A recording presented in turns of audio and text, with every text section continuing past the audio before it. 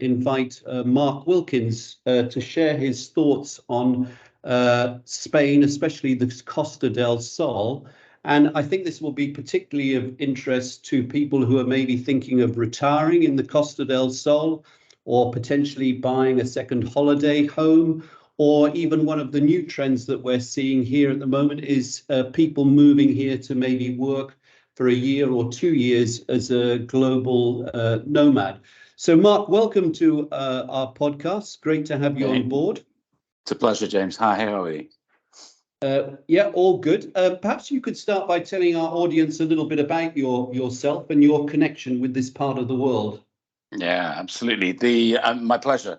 I think, like most British people, will have been at some point on holiday to Spain. And I first came to the Costa del Sol in 1981 on a lads' holiday with a bunch of mates from uni, and the typical beach and club scene, which was fabulous. And then roll forward 15 years or so, and I met my wife in London and discovered that she and her family had been in the Guadalmina area of the Costa del Sol since the 50s. They were a very keen golfing family.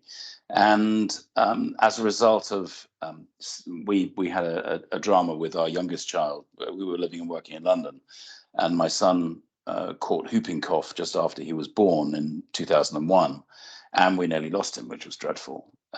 But we discovered at that point that most of our family support had in fact all moved to the Costa del Sol. So we felt that there was an opportunity for us to do likewise. And in 2002, we moved here.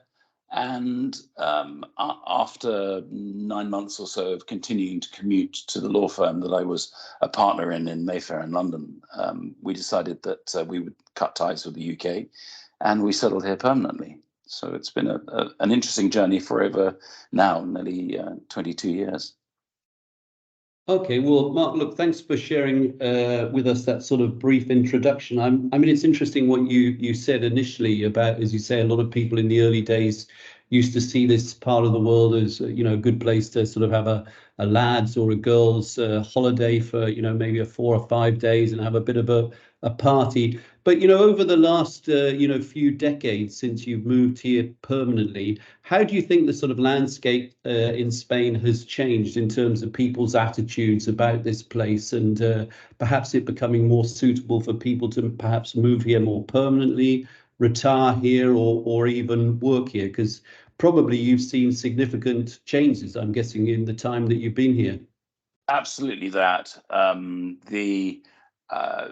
I think that the point really is that, like any international community, it is a blend, or a very cosmopolitan blend of nationalities. And over the 20 odd years that we've moved here, you notice that oddly, the Costa del Sol was sort of created, although obviously the Spanish government identified it as an area of to be encouraged in the 1940s. In the 1950s and 60s, it was very much developed by the Argentinian community, the German community. So it has a history of being familiar with people from different environments, and they brought with them the cosmopolitan mix that you now find here. But I think over the last 10 years, certainly, the nationalities have changed somewhat. In our formative years, it was very much more British because of, we will discuss it later, but because of things like Brexit. There has been a slight change in the number of Brits who have sought to visit and settle here. But increasingly, we've seen, as I say, the cosmopolitan nature of the Costa del Sol changing. And that's meant that there have been an influx of Belgians, of French, of Scandinavians, of Ukrainians most recently, Hungarians, Poles. So you've got a very interesting blend of people who are seeking to make this corner of Spain their home. So inevitably, when you have that kind of blend, you have it seeks to some extent to cease to be properly Spain. and I don't want to sound at all disparaging to my Spanish hosts, because we very much all enjoy everything that comes from the deep nature and culture that is Spain. But when you have so many people of such an interesting mixture and blend of nationalities, you find that various companies servicing them, you will have Russian-speaking estate agents, you'll have people from different environments continuing to provide services here. But I think the important points really are that the nature of the welcome that is available, and I always have this slight sort of standing confusion in my mind. There are now in the region of 500,000 different people of different nationalities living in the Malaga region of Spain. And that's a huge number of people. And if in a British context, if you had, I don't know, 500,000 Italians moving into Cornwall, would the local population be as embracing? Well, our experience is that the local community is very embracing and very supportive of the nature of the international world that we've created down here.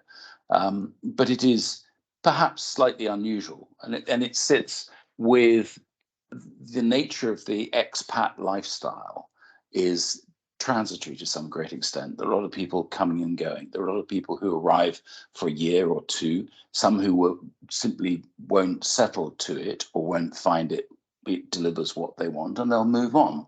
So you find that a number of people that you get to know are only here for a relatively short time. And if they're not here for a short time, typically, like my family, we're here for a very long time, and we've got now very deep roots in the local market. So, yes, we have seen some extraordinary changes over the last few years. I think what is fascinating with the nature of cosmopolitanism is that elements to the local community change somewhat as well. And in that time, it's very definitely, we've seen changes in the style of buildings. We've seen changes in the type of and quality of the food offered. The restaurants here are now a lot of Michelin star restaurants that produce an astonishing array of variety. We've seen places like Apple opening their store in La Cañada, which is one of the large local malls. And the quality of customer service in that 21 years that we've experienced it has changed significantly. There are more gyms. There is more embracing of perhaps a less hedonistic style of life. People are more focused on well-being. They're more focused on enjoying a balanced way of living in a beautiful environment. So it's still very much the Spain that we joined, but the underlying shape of Spain is this part of Spain has changed somewhat. Okay, well, look, thanks for that. I mean, one of the things I often hear when I'm down here is that, it is becoming busier. People typically talk about the levels of traffic on the roads and stuff like that. And it would appear from sort of my experiences, I visit here probably a couple of times a year, that particularly perhaps since COVID, the Costa del Sol has become even more popular, and particularly for those perhaps looking to retire, holiday, or work here. So, I mean, given all the sort of geopolitical tensions that there are going on in the world, and what you've obviously mentioned with Brexit and maybe the slowing down of the economies in Northern Europe, and also, I guess, people looking, spending more attention to things like quality of life. What do you think the key reasons are that we're seeing so many more people down here, particularly since COVID? That's a really fascinating question. I think that the simple answer to it, to some great extent, is tech, is simply the ability to be able to communicate much more easily, and to use the nature of the fiber optic quality of Wi-Fi down here, and generally you're getting 150 plus Mbps, which makes for a very simple way of using your platform here to be pretty much anywhere in the world. I think and if we're talking specifically about people who've retired, one of the things that typically I've always understood from people who've retired is they find communication often a little more difficult with their friends and family back in the UK. The solution is a tech solution using all manner of Zoom, Teams, Skype, enables people to stay in touch with their friends and family very easily. And that gives for another community, which I think is going to perhaps drive the next wave of relocation of expats onto the Costa del Sol, is the remote working community. The infrastructure is very good. The airports are fantastic. The roads are amazing. And the ease to which you can be anywhere, particularly in Europe, in a relatively short space of time, is very good. There are opportunities now for people to settle, to bring their businesses locally, and to conduct regular management structure and meetings from their home base on the Costa del Sol. So you have schooling, you have health, you have all those things that necessarily drive a community to want to come and settle here. And my feeling is that post-COVID, that the quality of life issues perhaps are now becoming much more relevant, and much more people who experienced that horrible isolation, that sense of being distant from those people that they're close to as a result of COVID. We've seen a lot of people, particularly older people, coming and settling down here for the nature of the sports offer down here, the golf, the horses, the beach, the mountains, all the kind of qualities of life that you look for in retirement, which combined with the opportunity to have amazing communications to the rest of the world, it makes for a very important distinction between perhaps their home countries and here. Yeah, I mean, it's interesting what you say about tech, because obviously I haven't been coming down here as long as you have.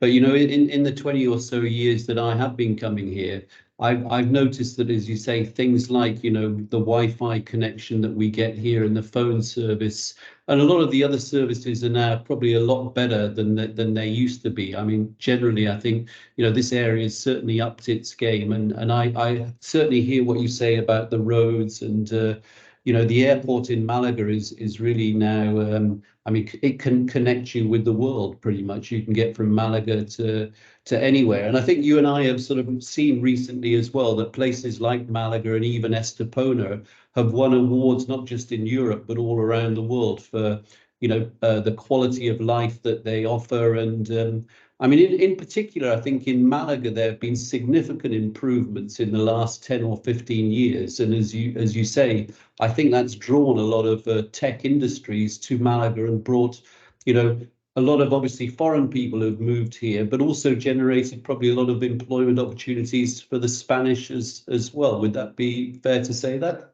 That's absolutely right. It's now being described as Malaga Valley, which is intended to give some kind of indication that the ambition is for it to become something akin to Silicon Valley. And in the last week, we've seen Google open its cybersecurity headquarters in Malaga. And Malaga, interestingly, and I'm quite close to a number of organizations that are based there, including the town hall, they've very definitely decided that the strength of the offer, which is a combination of lifestyle, it's a combination of increasingly well-educated workforce, because the use of language in Spanish schools Malaga province schools particularly, has become increasingly a focus for teachers, because they recognize on an international scale the kids who are coming out of schools will need good English to be able to advance themselves internationally and obtain jobs in international companies who are citing themselves locally.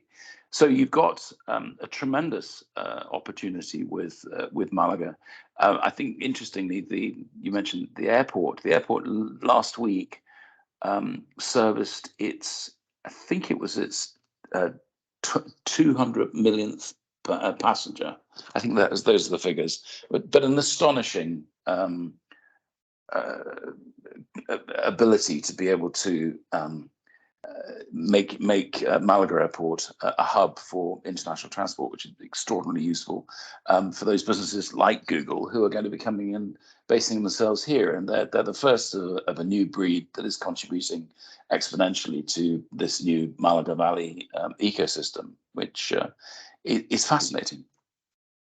Yeah, I mean, I think I agree with you. I mean, I think the potential for the area is just improving, and the outlook is improving all the time.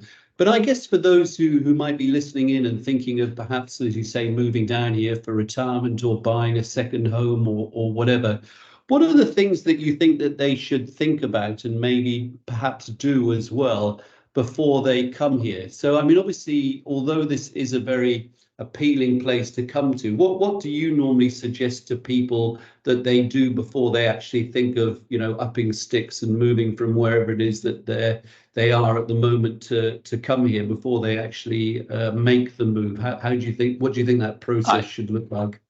I think that's a really interesting comment. I mean, one of the things that I've learned over my years of working with clients in this market is that it's an holistic market. One size does not fit all. And you've got those who will have some passing knowledge of the Costa del Sol because they've been here on holiday. They've maybe played golf here. They maybe ridden a horse along the beach. They maybe have a romantic attachment to the Costa del Sol. And that's a really important part of moving forward with your understanding of what kind of life you would enjoy in the process of moving down here. But I think that there are some quite important lessons that we perhaps need to focus on.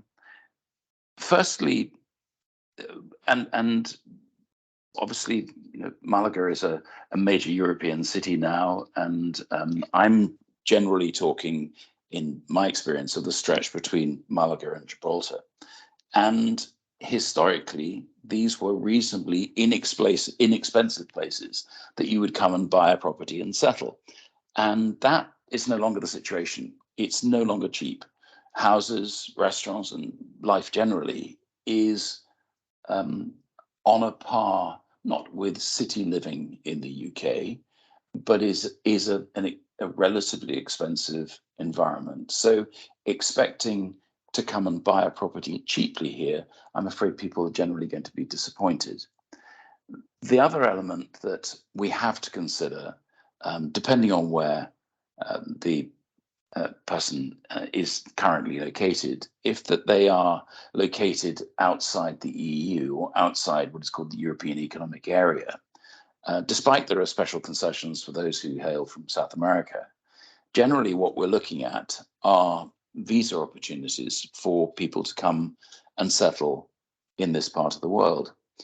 And we have to give, hand in glove with visas, we have to give some thought to a person's tax position, because in very simple terms, and again, as I say, one size does not fit all, and one would need to look at the individual circumstances of somebody's situation, is that if you live in Spain for more than 183 days, you're deemed to be a Spanish tax resident. And in being a Spanish tax resident, there is an overall expectation that you'd make declarations for your worldwide assets. And that for some people becomes a bit of a challenge. But if we take those, let's say, Brits who have some understanding and experience of the Costa del Sol and would like to come and settle here, really there are two obvious visa opportunities for them for older Brits, and one is very much more focused on those younger people who are seeking to come and settle. The two I'm talking about in the first instance, one is described as a golden visa, and the criteria for obtaining a golden visa is that you need to invest in a property a minimum sum of 500,000 euros after any form of taxes have been paid, after any form of mortgage has been applied for. So it has to be a lump sum of 500,000 euro that comes into the Spanish economy. It's the reason that the golden visa is available. There is then a process once having purchased the property, and you have to be quite careful in how you purchase the property. And here you need specialist legal advice as to who should purchase it. It's a husband and wife couple, partners couple, because the golden visa application applies to an individual, doesn't apply to a couple, it applies to an individual. So one party tends to buy it, and the second party, post the first party obtaining the golden visa, acquires a subsidiary visa, which is collateral to the main visa. There is a process, and the as I say, the proof of the real estate investment is vital. There is the necessity of proving that you don't have a criminal record in your home country, and that you carry valid health insurance in Spain, which is acceptable to the Spanish authorities. The application is made in the Spanish consulate in your home country, and that might involve a process whereby the Spanish authorities would look into and provide a background check on you. It's the nature of the process. And once the application has been approved, you'll receive a 1-year residency visa that can be renewed every 2 years as long as you maintain your real estate investment. However, importantly, at the end of 5 years of continuous residency, you can also apply for permanent residency, which becomes a much more useful element of the golden visa application. Basically, the golden visa is a visa. It is a Schengen visa which allows multiple entry into and outside the European area, including Spain, during the period of your holding. The second and quite useful visa for, particularly for pensioners, is what's described as the non-lucrative visa, which is available to those who have a stable source of income and are not planning to work in Spain. Again, the proof of stable income comes from things like bank statements or pension statements, but it's demonstrable that you can support yourself and any dependents without working in Spain. Again, you have to have valid health insurance and a clean criminal record. And again, the application is made in your home jurisdiction.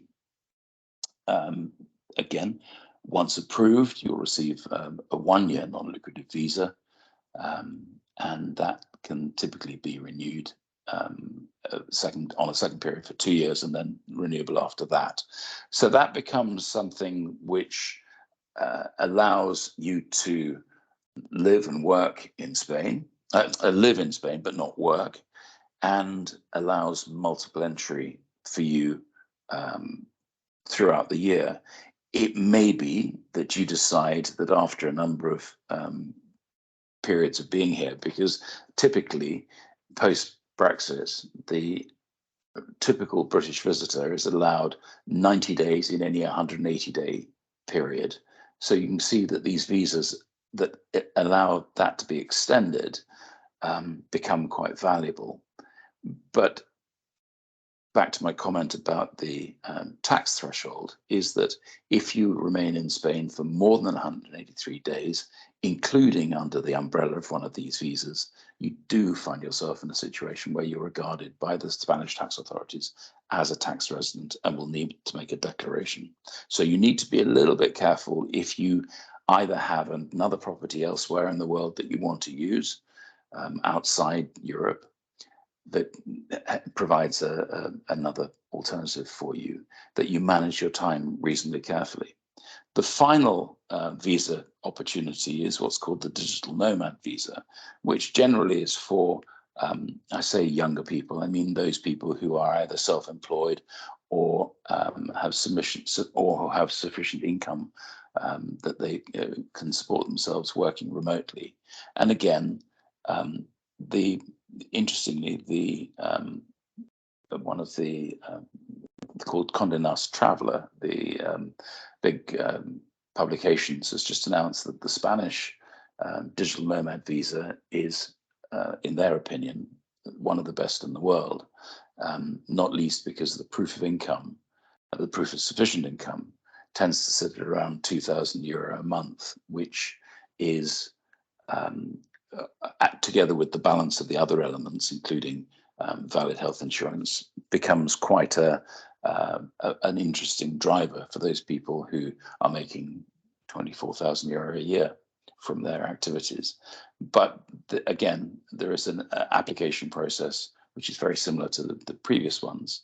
But once granted, you're allowed to work in Spain for a year, and that can then be renewed as long as you continue to meet the criteria. The criteria are that you either can support yourself through self-employment and can be demonstrably supporting yourself through self-employment, or you work with a company and have had a contract with that company for more than 2 years, and that company doesn't have more than, I believe, 20% of its activities in Spain. So as you can see, those things that are the drivers for people thinking about relocating are, in an increasingly complicated world, are not merely, can I find a property? Can I find a property that I like? Can I find a property I can settle in? It's not as simple as that. Okay, well, look, Mark, I think that's really interesting, actually. I'd just like to clarify a few points, though, with you in terms of what you've just chatted about. So in terms of the golden visa and the nomad visa, can you just confirm that is this available to all nationalities, or is it really only available to EU nationalities? No, it's not. It's not available. It's not available, specifically not available to EU nationalities. My understanding is that it's available to anybody who is not EU, nor and outside the European Economic Area, which I think includes Norway as well. So it very much is available to the world. Excellent. So anyone who's in Asia or the Middle East or other countries can basically apply for those different types of visa and could make Spain their home for however long they particularly wanted to. And potentially, obviously, as you say, after 5 years with the golden visa, they've got the opportunity to get citizenship or residence here. Is that correct? Permanent residency after 5 years, that's correct. I think one of the things that is noticeable is that we're noticing that we have an increasing number of inquiries from North America and Canada, and often the golden visa trigger, the criteria on the property purchase, is the thing that has become an amazing opportunity for those people who currently are questioning whether they want to continue to remain living in the US.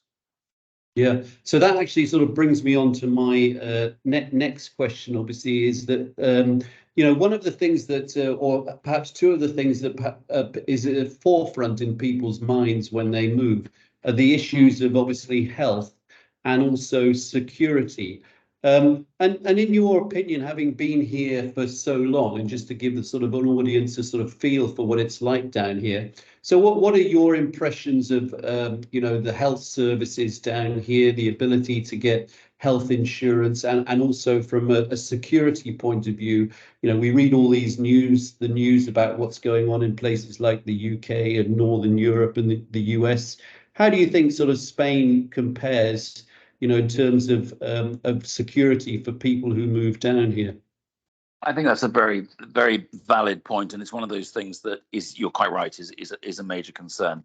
I've recently been having conversations with a Jewish client who is actually based in the UK, but is increasingly concerned about evidence of anti-Semitism in his local environment, and he feels that he is more secure here. It's not anything in scientific necessarily. It is simply the fact that he genuinely feels that he's more comfortable in Spain. I think the point about the health market is that I've been treated by the Spanish Health Service and they are exceptionally good. They have, they're very well funded. They are, it's state-of-the-art equipment, but culturally, it's quite different to being in hospital in the UK. You don't have, you have nurses and you have a level of care, but you don't have that kind of sense of the bedside manner, perhaps that one would be expecting in the UK. It simply is just a little different. What for a lot of people, including those who now come from the UK and those who seek to apply under the basis of these various visa arrangements, is that all of these require an acceptable private health policy under the nature of the application. So there is the necessity of having and holding for each member of your family an insurance that doesn't mean that you become a burden on the Spanish system, which I think is not unreasonable. I think in terms of this overall sense of security, one of the things that we have to accept is that the nature of the Costa del Sol market, if you look at the abundance, the opulence, the beautiful motor cars, the wonderful boats, it is an area where great wealth to some extent has gathered. And often those areas where great wealth gathers does attract a darker side. And one of the things that our kids are savvy to this when they go out for the evening. They live in London now, but they often, when they're back in Spain, they will go out and they will, to some extent, avoid the more commercial bars because it's sometimes just a little uncomfortable. And I think that in terms of security, we've all read the red top newspapers in the UK particularly that sensationalize those elements that happen in Marbella clubs. And I challenge anybody to go to any environment where people of some wealth gather, where there aren't those similar problems. But it's something that the local police force is very aware of, and they do an excellent job in terms of providing, in my experience, a very comfortable environment. Yeah, I mean, I think that's really interesting that what you say. I mean, obviously, as you know, I travel around the world quite a lot, and there are definitely places where you feel, more secure and places where you feel less secure. And I think one of the things that the Costa del Sol has going for it is, I believe, the cosmopolitan nature of the area that we live in, and the fact that most people choose to come here voluntarily because of the climate, the better standard of living or whatever, means that, I've always felt pretty secure down here. And I would compare that to, say, somewhere like, the UAE, where I also visit regularly. And again, that's a very cosmopolitan country where people from all kinds of nationalities and religions get together and live peacefully. And I guess that's obviously because the rules in the UAE are fairly strict. But I feel similar here in the Costa del Sol. So although perhaps there's a little bit more freedom here than you would get in the UAE, I think people are respectful of the environment that they live in here. And people are generally tolerant of all the different nationalities that are here. I don't think I've ever really seen any instances of,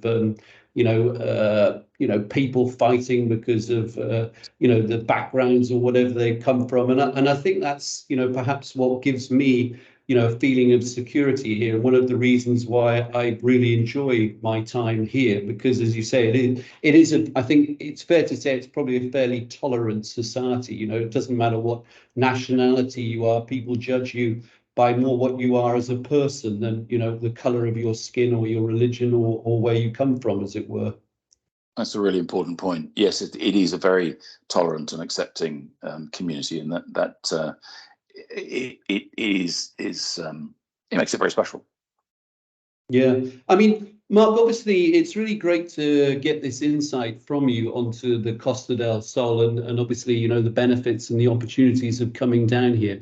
I mean, with all your experience, can you perhaps also explain a little bit about how you could help people who are moving here? You know, what sort of services that you offer people in terms of whether it be, you know, buying a property, you know, if they need legal advice about how to get a visa, or, you know, how to relocate here, or renting a property.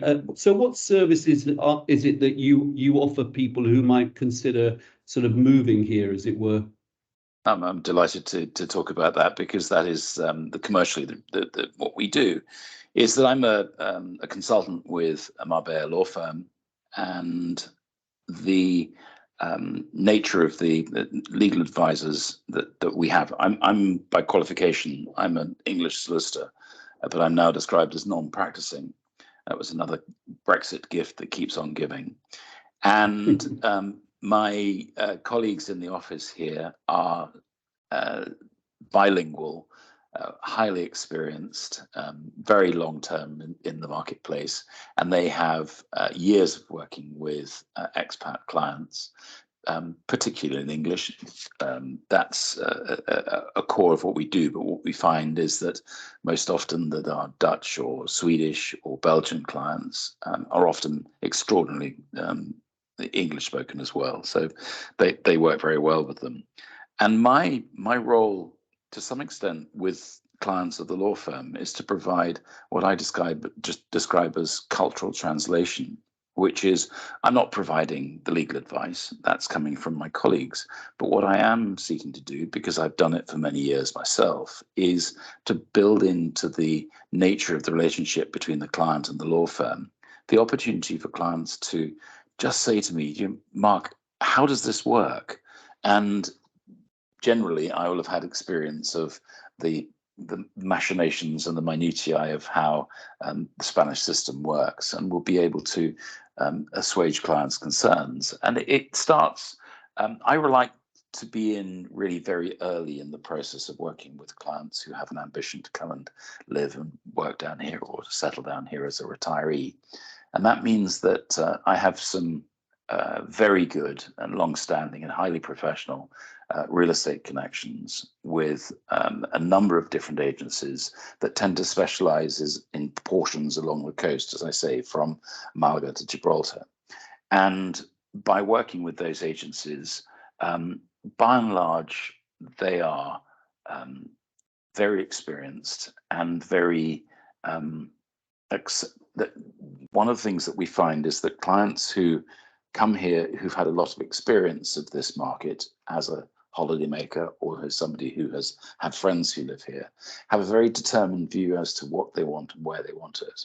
And that can be important, and it can be driven, but increasingly there is somewhat of a problem, because this place is so popular that the one negative is that there is a shortness of stock. There is not enough stock to satisfy demand that from people who are coming here. So what you find is that there are an increasing number of off-plan opportunities where people sadly have to wait a year, 18 months for their property to be completed. But it does mean that there is an increasing amount of choice, an increasing amount of new properties, generally extraordinarily high quality build properties. And this becomes of immediate attraction to people who are looking to relocate. And the agencies who we work with some of the best developers, some of the most reputable off-plan prospects. And generally, they provide an interesting platform for people who are looking. Off the back of that, what I also find myself doing is being what I think they describe it in accountancy terms of being a critical friend, which means that I can be available to our clients on a regular basis to, in inverted, hold their hand into things like their NIE applications. And there's a número de identidad extranjero, which they have to have if they're going to make a property purchase. Each party comprising the buyer of a property has to have an NIE. It's not a tax form. It is merely a number that is retained by the police station of your local wherever you're buying, and it is a record of the fact that you have registered your information with that police station. That then gets used as your reference number, which is applies to pretty much everything you do in Spain. My office, who processes the application for the NIEs, is very experienced in doing that, as they are experienced in registering your new property for the various utilities, the gas, the electricity and the water, and the Wi-Fi. What is important to also to consider is the fact that if you find and want to buy an older property, that you may look at it and think it needs refurbishment. And the process of refurbishment needn't be completely daunting. A number of people who've said to us that they've seen properties that they would really like to buy, but they don't want to buy them because they are scared of the process of having to refurbish. And my wife has a business down here which focuses on refurbishment. So she has, and she's an English lady and she speaks fluent Spanish, is that she has a team of people who refurbish properties and a team of tradespeople who are experienced plumbers, carpenters, painters, who can help clients just redecorate. If there's a necessity of removing a wall, then a wall can be removed with the appropriate licenses. If it merely is a question of needing a repaint, then it can be repainted as well. So what my aim is to offer to your audience is the opportunity of having a sort of one-stop shop in terms of a conversation with me that can help drive the smooth transition of their involvement in this market.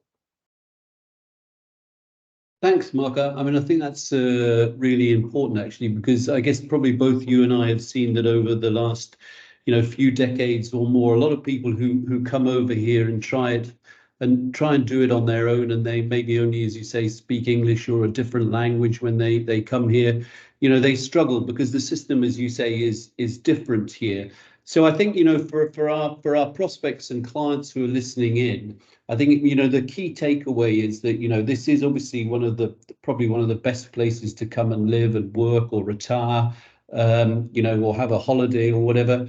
But it is still a market that's going to be alien to a lot of people. And I think, for us, it's great to have the opportunity to work with you. So, for our clients or prospects who really want to consider coming down here and, retiring or buying a property, I would, strongly encourage them to get in contact, with us so that between, you and I, we can help basically people make a smooth transition to living in this part of the world, and really get the benefits out of everything the Costa del Sol has to offer, rather than the headaches some people have who, as you say, don't have that critical friend to help them sometimes with basic things, which can often be quite difficult, due to the language barrier or whatever. So, Mark, again, thanks again for your involvement. Are there any other sort of last points that you might want to make before we sort of sign off, as it were? That's great. I'd just make a couple of shout outs for, I have a Facebook group called the Costa del Sol, the best place to live in Europe. And I have a personal blog called marbellapropertylawyers.home.blog, which I address a whole variety of matters, sometimes a bit tongue-in-cheek, some a bit more about structure and how one develops your life here. But I'm absolutely delighted, as you say, to engage with clients as and when they're in a position to inquire further. Great. Well, look, as I said, thanks again, Mark, for your help with this podcast. And I think, obviously, hopefully for those out there listening, if you are thinking of moving to Spain, I think, with the knowledge that you have, Mark, and obviously the financial knowledge we have, in terms of tax, pensions, insurance, health insurance, we're in a great position to provide advice and support to anyone who decides that they want to move to this part of the world. So once again, thanks a lot. And yeah, anyone who wants to drop us a message, we look forward to hearing from you. Splendid. Thanks for your time, James. Cheers then, Mark. Bye for now. Bye for now.